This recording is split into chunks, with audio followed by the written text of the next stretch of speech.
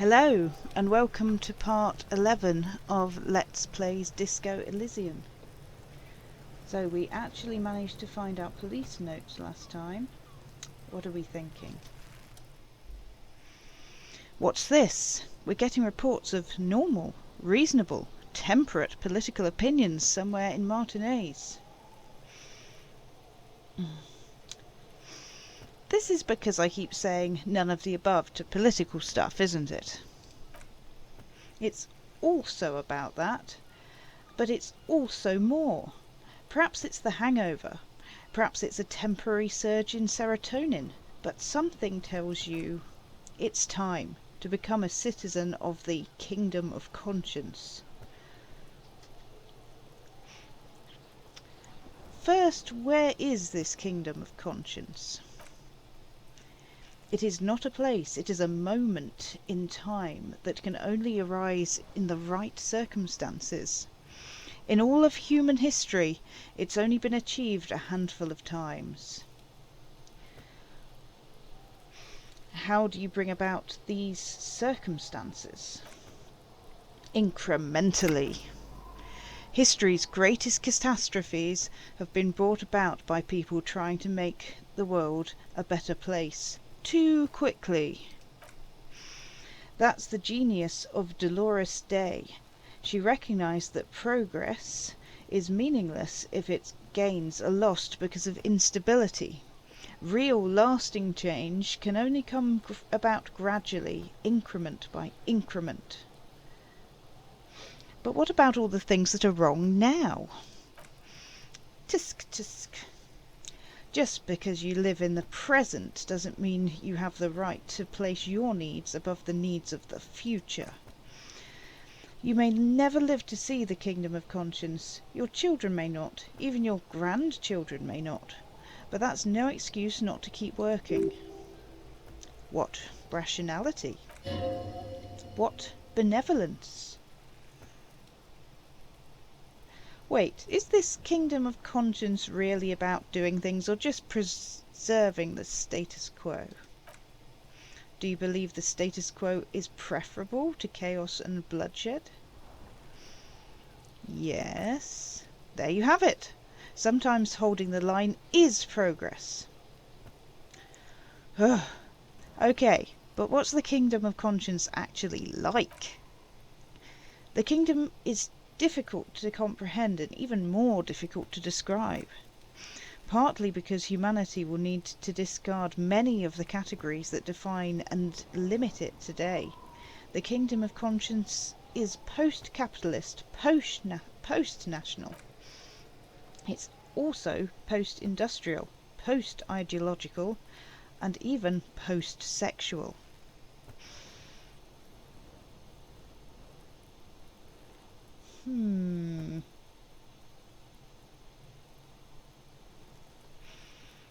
Okay, let's opt into this. Sounds incredible. Alonzi, let's go there right now.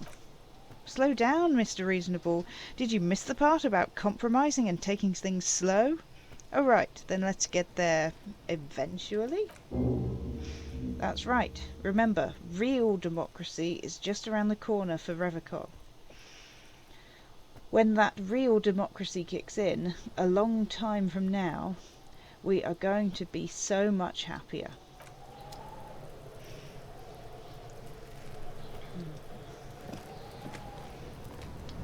Does sound incredibly reasonable. Would it be too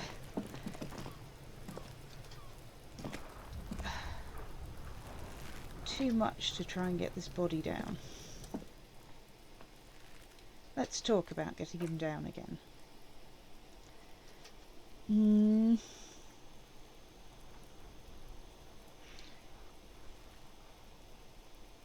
Maybe we could shoot him down? Yeah! The enthusiasm is unrestrained. Bang, bang time, pigs! Shoot his head off! The lieutenant remains unaffected.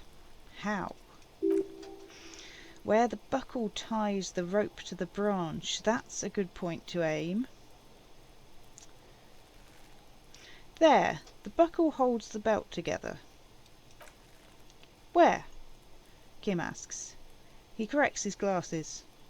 Ah yes, I see.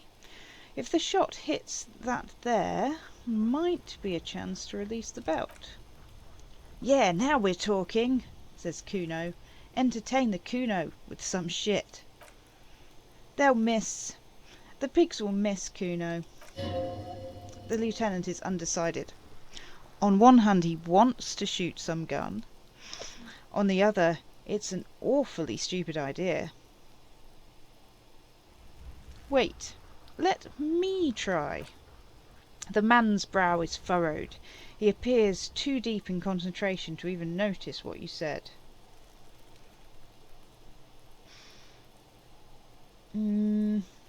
Say nothing. Let him choose. Silence. With his elbows sharp, the lieutenant unzips his jacket and produces a lightweight firearm. He drops a paper cartridge in the barrel, separates the scouring stick, and gives the cartridge 5 tucks. That's a Kagel A990 Armistice mass-produced muzzleloader.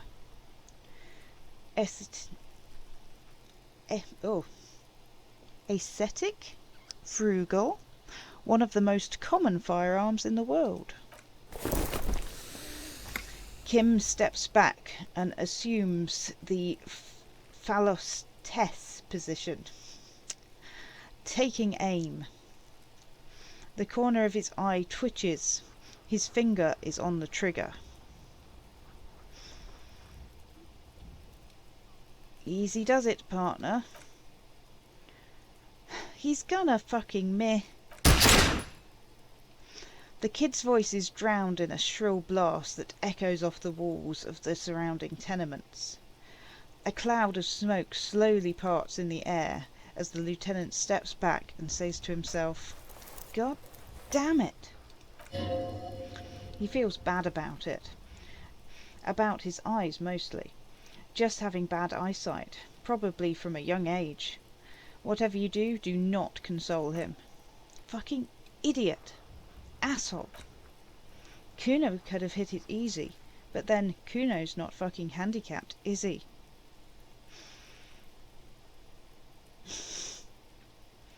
God damn it, get your shit together. Remain collegial, officer. It was an honest mistake, and I will not repeat it. What now? I have to say it's beginning to look unlikely we can get him down without assistance. Can I have the gun? I should try. It's bad as it is, us shooting firearms like punks. He pauses, then shrugs and proceeds to load the pistolet. Go ahead. I'm not stopping you. Just don't lose it. The piece shines in his outstretched hand. They only have one gun? This is the sorriest pair of pigs Kuno's ever seen. Take the gun. Yeah, take it, you fucking banana poi. Take it and shoot yourself in the mouth. Feel the weight first. The cold piece of bakelite and gunmetal is surprisingly light. Your finger fits right through the guard, instinctively resting on the trigger. The fuck are you waiting for, Kuno? Tell him to shoot himself in the mouth. Point the gun at the belt. The buckle comes into focus in your sights. You stand with your feet planted firmly in the ground and your left hand supporting your gun arm. Why don't you just shoot yourself in the fucking mouth? She hisses. At least you won't miss.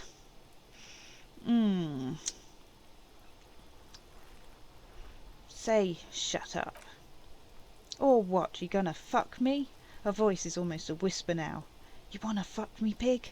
Is that what this is about? Close your left eye first. Your field of vision narrows. The branch slowly moves, becoming entirely two-dimensional.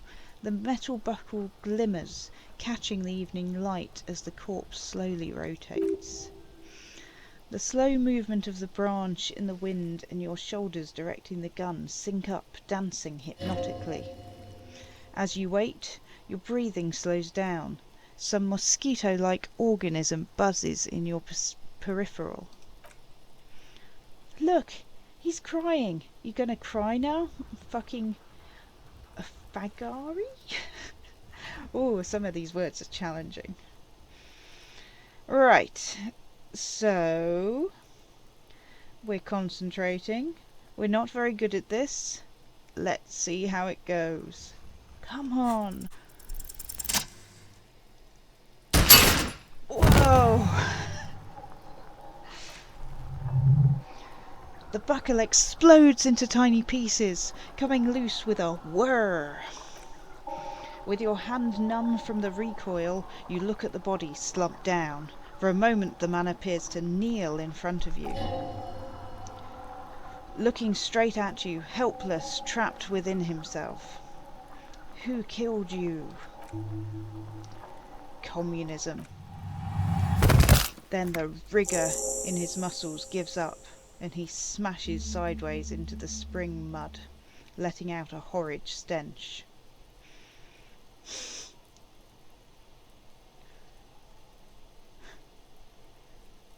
Who's laughing now, you little shit? Fuck you, Keir Pale. Despite her words, her tone seems celebratory. RCM, baby, RCM. Aces high. The lieutenant raises his right hand, waiting for you to slap it. The aces high, a custom invented by the aerostatic brigades during the revolution, is used to celebrate success in revuchol, especially in sports. The gesture has spread across the world despite the defeat of the revolutionaries themselves. Slap it.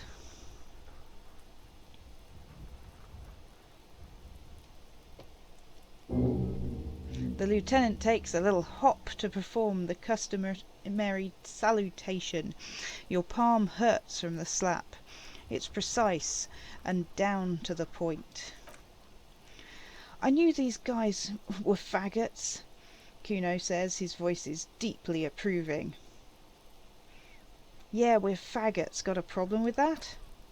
Kuno cracks with laughter. Sounds like someone strangling a seagull. It's clear he enjoys himself. I knew they suck each other off. What now? We will perform a field autopsy and determine the cause of death, says Kim. But before, excuse me.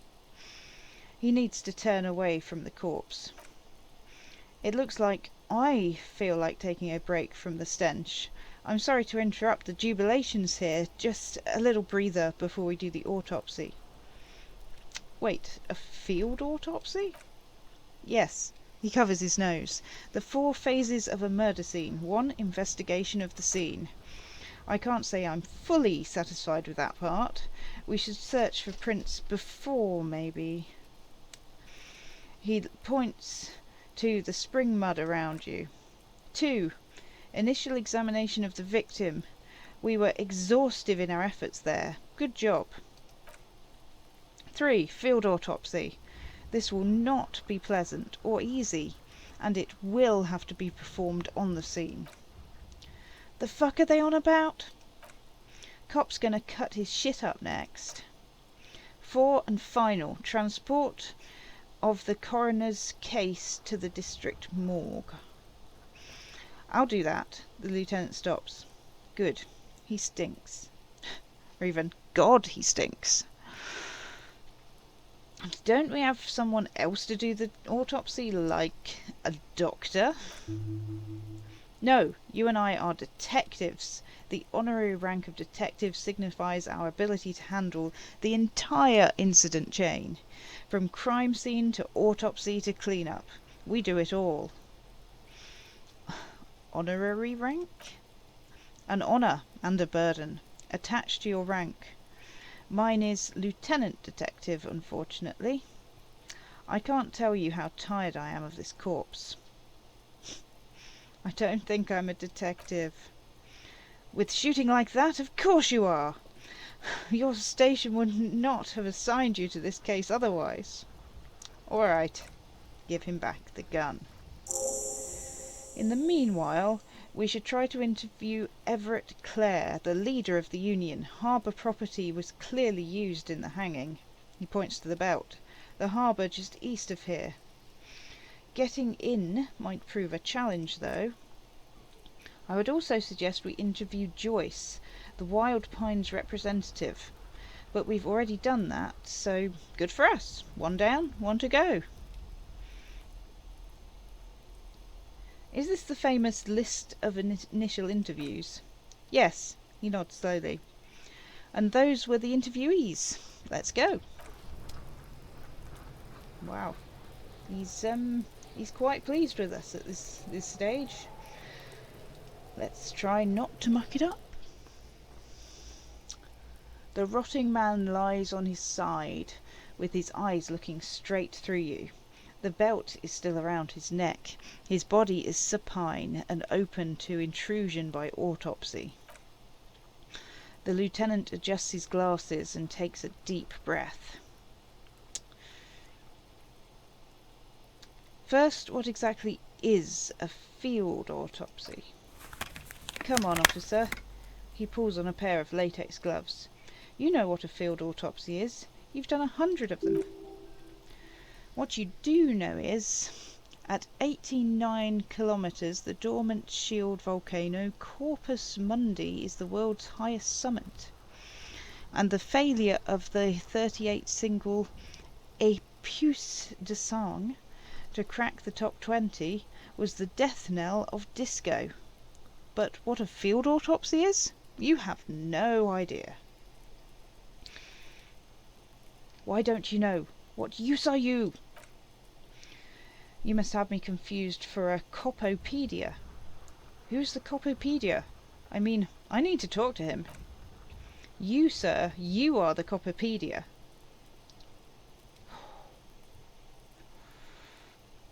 Actually appears I have forgotten what a field autopsy is. Fine, the lieutenant sighs. It's a 3-part form to be filled out on the scene by the detectives responsible. One takes note, the other dictates. The goal is to establish cause of death. Do we need a scalpel for it? A scalpel is not always required. I hope this is one of those cases. Latex gloves are, however. Clap your gloved hands. Let's get in there. There truly is a time for everything, even for yellow gardening gloves. He nods approvingly. However, they are lacking hygienically. I suggest you get in there in a limited capacity. I don't know, what do you mean? I mean, when I need you to. Until then, I should handle physical contact and you should take notes. Where should I take notes? In my paperwork? Take out your ledger. Hey, I have a ledger. Yes, you see, he points to the bright red pages at the end. The field autopsy form is the one on red copier paper. Open the ledger at the field autopsy form. The dead man stares in silence as you crack open the ledger. The bright red paper is covered in boxes and lists, describing the condition of his skin and the organs in 3 parts. Above those, an 11 field info form needs filling out first. It begins with 1. Assistant. That's you. Only the first question and already I don't know the answer. Not an energetic start to an autopsy, I agree. Pig's messed up. Kuno feels pity. Just leave it empty, officer. Fine, leave it empty. The corpse lies there, indifferent to your retrograde amnesia. The next box says, Coroner's case number. Kim says KK 570803.0815. KK Kim Kitsuragi, 57, precinct 57, followed by his date 08.03 and time of arrival 08:15 on the scene. He's indexed the case after himself, not you. That's because he doesn't want to bring up the messy question of your initials. Write it down. Next. Name. Not applicable. Next. Date of birth. Not applicable. Age. The man corrects his glasses. Roughly 50. Try 40. The damage is so extensive, it's better to err on the young side. I'm going to write down 42. Kim nods. 6. Race. Mondial. Fair to olive-skinned, from the isola of Mundi. This is as vague as it gets. You might as well say whitish. Write it down. The pudgy mess of curdled meat looks neither mondial nor anything other. Sex. Fucky, the little monster exclaims energetically. Male, says Kim. Pig's gonna have sex? Right, male. Nor does he look male. With his pregnant belly and indistinguishable face. Date of death. We're still going with March the 4th, 51. Right, 040351. What else? He looks over your shoulder. Body identified by is not applicable. Case number is the same as the coroner's case. KK 57-0503-0815. Listens motionless, with the cargo belt still around his neck. Only one box remains. Evidence of treatment? None, at least not after the initial examination. A strange word. Treatment. What exactly is treatment, anyway? Interfering with the body's position or wounds post-mortem. Don't overdo it. It's okay to be unsure. I'm not so sure.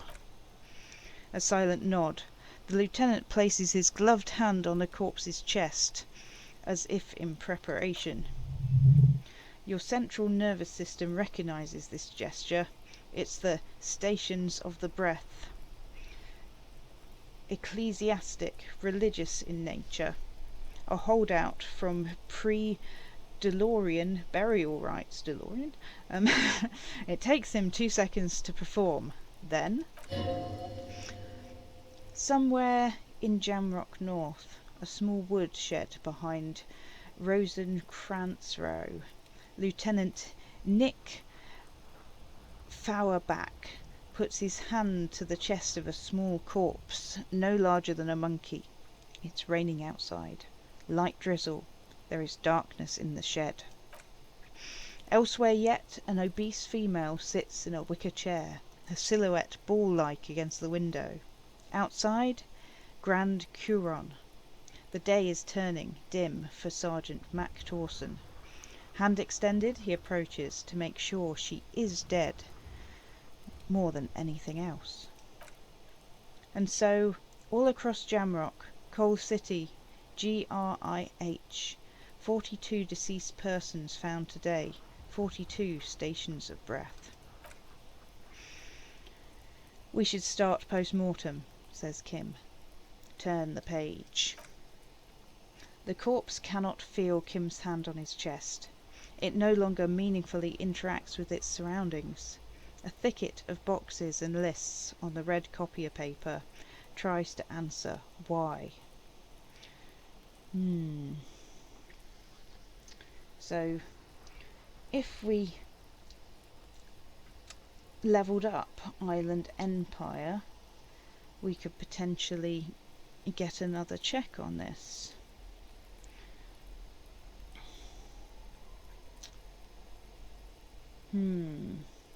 Should we just get on with the autopsy? External examination summary. Clothes. Kim begins. The deceased wears armoured boots and white briefs. The make of the briefs is Babrudine, I think. Let's see. He turns the body onto its side to check the underwear label. See, it's happening. Babrudine, yes, inexpensive, size medium, colour white. The disappointment is palpable. The red-haired thing was expecting something more lurid. Write it down. The rest of the clothes have been removed post-mortem by scavengers. In order to get the victim's ceramic armour, officers are in search of the missing pieces. Removal of the boots is left for processing. It would be clever of you to omit the boots altogether, sire. If you are to keep them for yourself, as you ought to, you have deserved them more than anybody else. When am I gonna get them? Patience. After the autopsy, before the body is taken away, there will be a window of opportunity after the lieutenant has gone to sleep. I hope this has helped you, my liege. Omit the boots. The boot has a serial number. He twists the dead man's foot. It's E50.100.1000. The lines between the plates are in the shape of the alphanumerical. The number is purposefully concealed by the design. Write it down. Tattoos. Kim stands up, feet planted on either side of the body. The upper torso is covered in a single continuous tattoo resembling a national pattern. It reaches from the right shoulder to the heart. The ink is blue and white.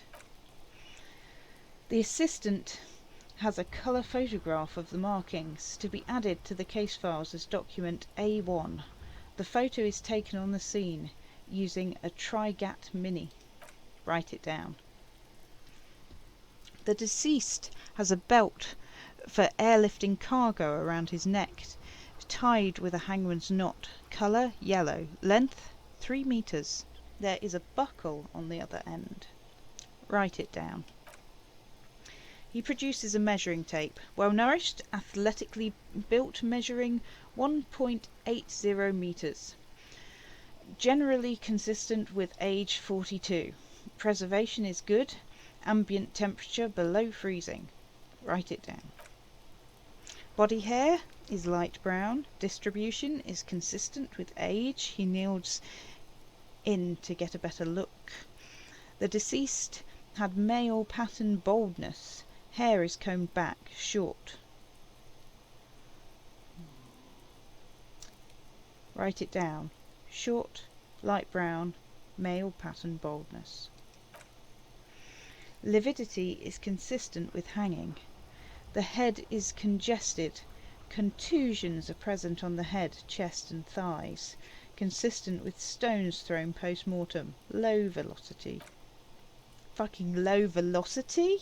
The kid explodes. You think Kuno doesn't know what you're talking about? Velocity was fucking max. Talking shit about Kuno's velocity. The lieutenant pays no heed. In addition, there are bite marks on the face, scalp and chest. Consistent with predation.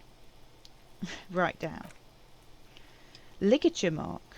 The lieutenant produces a small folding knife. With the other hand pulling on the belt, he starts cutting into the polyester. The stench is horrid. After a while, it's obvious the material cannot be cut. The steel wiring, he concedes, breathless.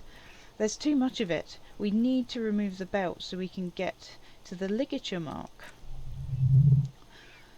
You got just the right tool for that. The chain cutters.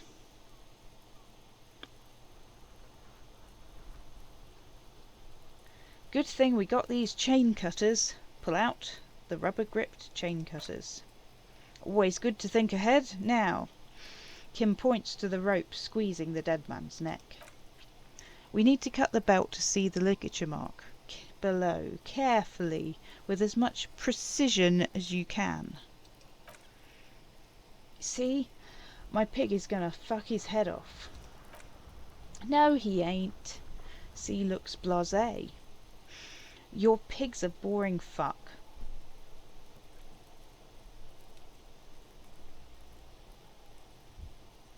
Okay, let's look for a good spot to cut. The belt is equally tight around the whole circumference of the neck, swelling over the edges like white bread rising from the yeast.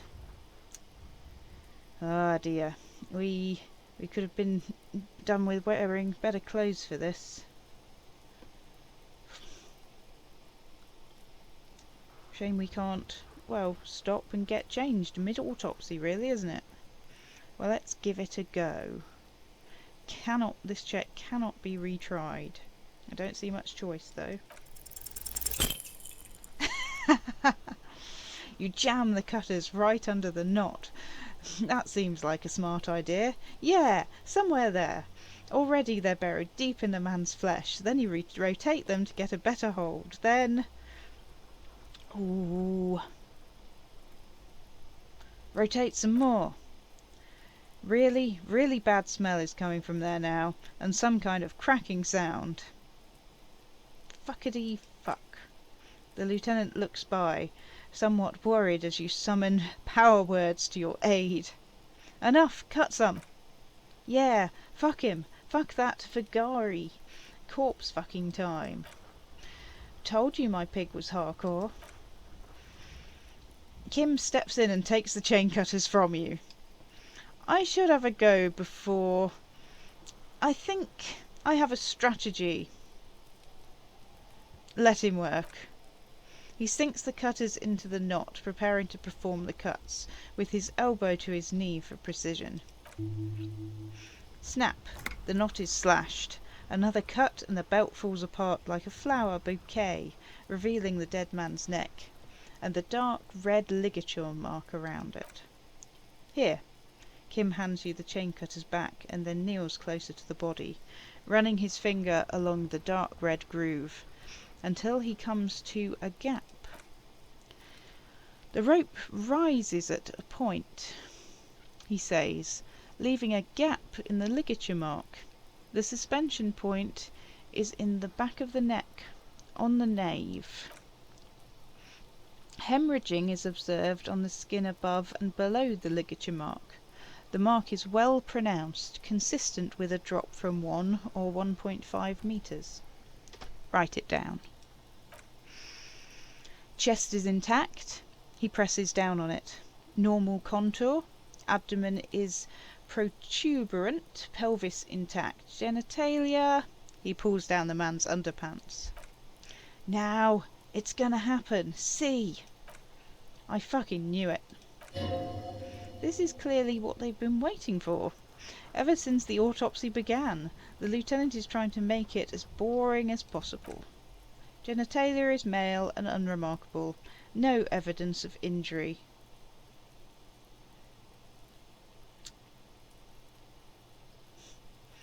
Does it look like he was enjoying his moment of death? Ah, yes, your hunch before. We can have a semen analysis requested from processing, if that's what you meant. Yes, processing, science, that's what I meant. Just write down that we request an analysis. The corpse with his pants down does not have an opinion on the subject. All he has is genitals and a deadly odour. Inspect the genitals. The dead man's penis is average sized, congested with the downward collection of blood. The testicles are uneven in length, hanging underward. The genitalia is greenish, marbling is present around the crotch. Write it down. Add semen sample. Back is symmetrical and intact. Kim struggles to turn the corpse on his side. Upper and lower extremities are intact but asymmetrical. There are combat injuries on the right hand thigh and hip.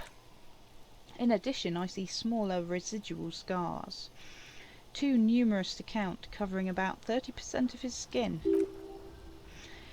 From wounds sustained over 2, maybe more decades, dispersal and accumulation indicates long and active combat duty. This scarring is extensive, way more than a law official's. Kim nods. We have a real museum here, of battles, wars. Write it down. Last item, hands. He takes the man's right hand in his, inspects it, then moves on to the other hand. Pick up the hand. The hand feels heavy, filled with decay liquids, like it's ready to explode, if squelched hard enough. You're suddenly repulsed, so much so you feel compelled to drop it. Hands are clean, the lieutenant says, as 5 cold, sausage-like fingers slip from his hand. No sign of injuries from struggling. Were we expecting any? I was. Maybe I'm just not seeing them. Honestly, the stench is making it hard for me to think at the moment. Write it down. Whoa! He turns to the side to breathe. It's not enough. He buries his face in the sleeve of his jacket. You hear a muffled voice. That's all for the external. Well done. What next? Internal examination. Summary. Central nervous system, he says, and then concludes abruptly. I have nothing. Do you have anything on the man's central nervous system? Of course. There is a moral to be drawn from it. A moral to this story. If I may add the moral to this story, what would that be? Kim looks at you inquisitively. The dead man looks too, with barely contained excitement to hear the moral of his story. The brain is very vulnerable to compromises in the blood supply. The lieutenant grins. I think that may well be the moral of every story, officer. I'll write not applicable. Good. Musculoskeletal purge fluid is coming from the mouth. He gets close to the mouth hole, eyes squinting from the stench. Not injury related, eyes and tongue protuberant. Hyoid bone, let's see. With his eyes almost closed, the lieutenant puts his hand on the dead man's throat and begins to massage it, gently. A rotting smell erupts from the mouth. Purge fluid runs down his lips, black and viscous. Yeah, jack that fucker off. The hyoid bone is fractured, he says after a while. The rest of the musculoskeletal system is intact, unremarkable. Write it down. Back hunched, as if in prayer, Kim begins to pry open the dead man's jaws. Respiratory system. He stops to exert more force. Both hands are used. Oral cavity shows no lesions. The victim has received dental implants, possibly after a combat wound. Mouth swollen, hemorrhaging present in mucose of the lips and mouth. From here it looks as though the clown-faced man is screaming. The tendons of his jaw are torn apart. Hyoid ripped from the force of the lieutenant's hands. Look inside the dead man's mouth. No scream, no sigh of relief rises from the darkness inside. It's humid there, sickly sweet air, unlike anything living. You feel like you're about to throw up again, straight in that mouth of his. Look deeper inside. Ooh, it's hard. Once more you taste stomach acid in the back of your throat. A contraction. Your throat pumps a little something from your stomach and into your mouth. You're forced to swallow just to keep looking. Inside you see darkness, just a mess of meat and darkness. Mute silence as always. The lieutenant lets go of the jaws. The mouth snaps shut before you. Hemorrhaging present in mucose, he repeats impatiently. Write it down. He wipes his brow. Hepatobiliary, Na. Why, don't we have anything? Kim looks at the corpse's stomach with a mixture of tiredness and disgust. Are you a hepatobiliary expert? I don't think so. Neither am I. And that's it? That's it. Right, not applicable. Same for toxicity and serology. Not applicable. Both? Unless you have untapped reservoirs of knowledge there? Reservoirs, no. But do they take obscure trivia and odd tidbits? The completionist in me wonders if there's something we could still do. We only have one test, as per regulation, and we already requested semen. Ah, jeez. Pigs requesting semen like it's no big deal. I'm not even interested in these boring mulcus anymore. Haven't suck him off or anything. Couldn't we change it to toxicity? Seems prudent. Add a request then. We'll know if drugs or poisons remain in his blood. He looks at the monster. At this stage I doubt processing will find anything, even if he was brimming with it. Write NA and add toxicology requested. Cardiovascular, the body exhibits heavy lividity. Blood has gathered in the hands, feet and neck. Hypostasis is visually consistent with a hanging. Write it down. Gastrointestinal. He breathes a sigh of approaching relief. This is the last field on the list. He looks around. To the ground. The pool of feces there. This will do. Then he touches the corpse's bloated lower abdomen, briefly, and says, digested semi-solid food in stomach. Voila! Write it down. Omit the voila. What's next on the list? Whew. Description of injuries. A summary. Let's see. Kim tilts his head. We have bite marks, contusions on the head and chest, and a ligature mark encircling his neck. You'll need 3 fields. Leave a 4th one too. What about the injuries we have afflicted? Oh? He looks incredulous. So we inflicted them? Okay, I inflicted. Okay, so there's an incision on the thorax from a chain cutter. There's a pause. I wouldn't mention it. Better not to muddy the waters. I agree. The waters are muddy enough. See? These pigs are fucking corrupt. The boy nods approvingly. Why don't you fuck them if you love them so much? Now, injuries. 1. Bite marks. He nods. Head, chest and scalp bite mark injuries. Predation by birds has caused damage to the body. Odontologist does not need to be consulted. Write it down. And your opinion, officer? Beneath the description there are 2 boxes waiting to be ticked. Non-fatal post-mortem. Agreed. Next injury? Contusions. So, the scalp bleeds from a post-mortem head injury, a stone. The injury does not have the rim of an early inflammatory response. A perpetrator on the scene has confessed to causing it post-mortem. At maximum velocity, fucko. Has confessed to causing it at maximum velocity. Write it down.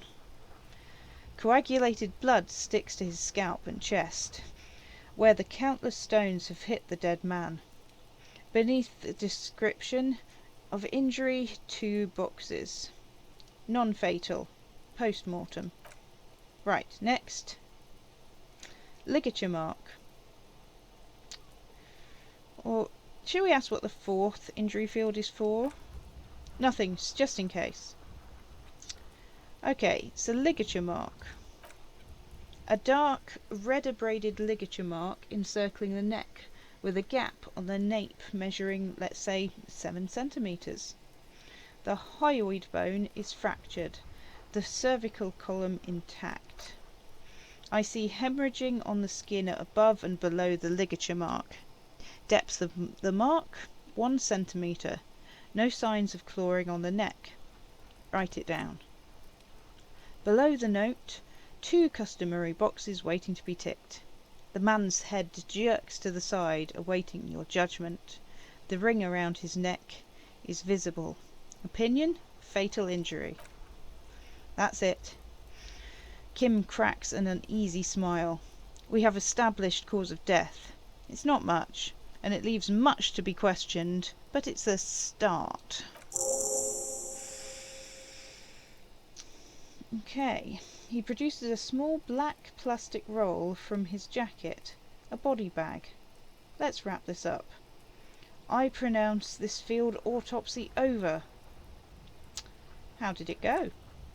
Well, we established probable cause of death. Some would say that's the goal of an autopsy. We requested a test to be run on the genitals.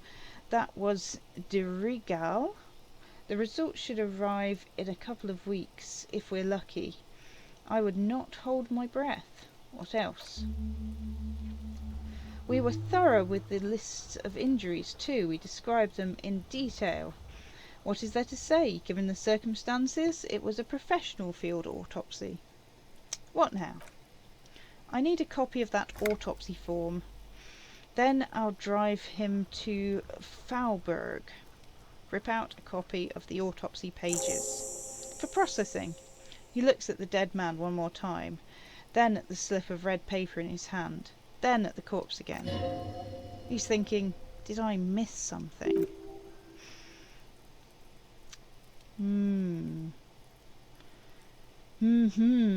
I'm sure we didn't get everything. There's always something. Okay. Let's try this island empire thing. Who are you, dead man? I'm gone. I can see you're gone, but who are you? I'm a joke. Look at me.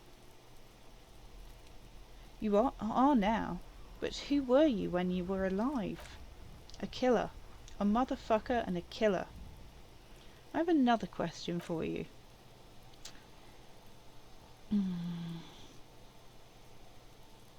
Why were you feeling pleasure when you died? Maybe I was getting my rocks off? Firstly, do you have to speak like that? What dialect is that anyway? It's a mishmash. Copobola. I think I'm Messinian, don't you? For you, this is how people from Messina speak like. Are you from Messina? No, my hair is too light a shade of brown, my eyebrows too. Trust your inner racist. What are you, racist now too? You think I am. You think I was a racist because this lump looks military and has tattoos. That's called profiling. So you were feeling sexual arousal when they were hanging you. Do I look like an erotic auto-asphyxiation type to you? What is erotic auto-asphyxiation? Captain Copodromo. I fear we are drifting away, fixating on sexuality again. Let's go with a simpler question. He didn't choke himself, you know that. What is happening? What do you mean? I'm talking to you. It's the power of your... Black, frothy liquid starts bubbling from his lips. Imagination. Go ahead, ask more questions. You fucking love questions. Why do I love questions so much? Because you're a copperoonie. Look at all of them go. Do you want more questions? Give me a comical amount of questions. Coming right up. Copperoonie. This is getting upbeat now. Can you ask me a question? Sure, Lubbo. I can ask you a question. Why are you doing this? What?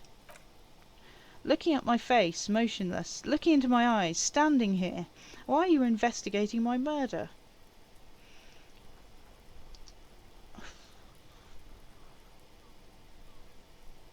Because maybe this will lead to something indescribable, unforeseen, miraculous.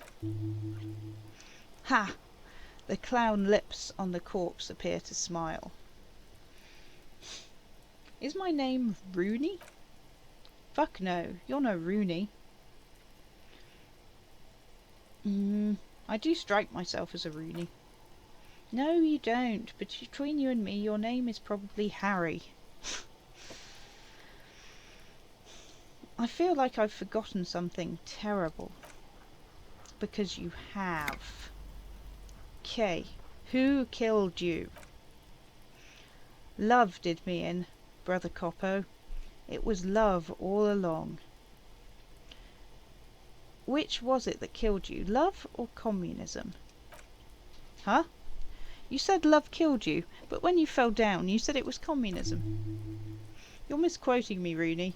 I said communism killed me. Love did me in. You really need to learn the difference, buddy. This is embarrassing. Where have you gone? Into the wild pale yonder. Where is that? In the past. Way out in the west.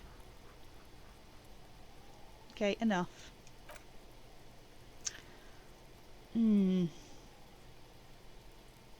Tell me something, dead man.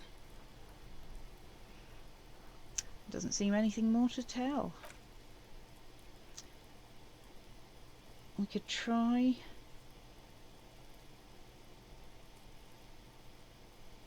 to search the body one more time thoroughly, but we have a very low chance of succeeding, like ridiculously low. Let's give it a go anyway. Surprise. Look under his fingernails like Kim already did. His fingernails have turned dark. They're chipped and quite long. There is dirt under them and that's all. Do you think we missed something? You can't shake the feeling that there is more secrets concealed in the flesh before you. Yes, there's something we're not seeing. Okay, well, we're in livor mortis here. He's disintegrating. We need to refrigerate the body if we want to conduct another examination. And we need to do it fast. Okay, where do we find a fridge for the body? It would have to be industrial in size. Let's start by asking Gart at the Whirling in Rags and the Freet store down at the gates. If they don't know, his voice trails off and his gaze settles on Kuno. But only if all else fails. Fuck are you looking at, Beano man? You want a piece of the Kuno? Want to get fucked? Only if all else fails, he stresses.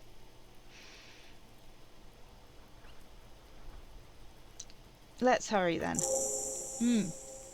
Kim gets up. This is one task we cannot sideline. With every hour, whatever we're looking for will become harder to find. Okay, so we've made some major headway with the case today. I think we'll leave it there. Thank you for watching. If you enjoyed this, then subscribe for more Let's Plays. Public videos get published on a Monday at about 5 GMT. Patrons get early access by about a year. So, you know, that's worth it. You can also tune into live streams and interact with the community on Discord. Whee! So, thank you for watching. So long.